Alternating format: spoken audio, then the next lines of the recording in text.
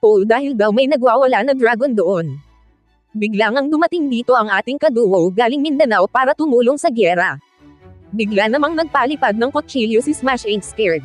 Sa IGN pa nga lang niya halata nang hindi siya natatakot pumasok sa tatlo. Hindi namin akalain na plano niya pala yon para mabilis siyang makarecall papuntang base. Gusto lang naman namin manghuli ng pawikan sa Amazon River. Kaya lang nandito na naman si Ain't Scared para magpatulong umuwi sa base nila. Nakakapagtaka lang bakit may kalapati dito sa ilog. Kaya naman pinabalik na lang din namin siya pauwi sa Luzon.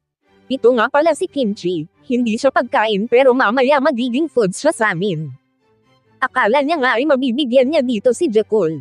Pero hindi niya alam na protektado tayo ni Louie at walang pwedeng makapatay sa atin sa game na ito.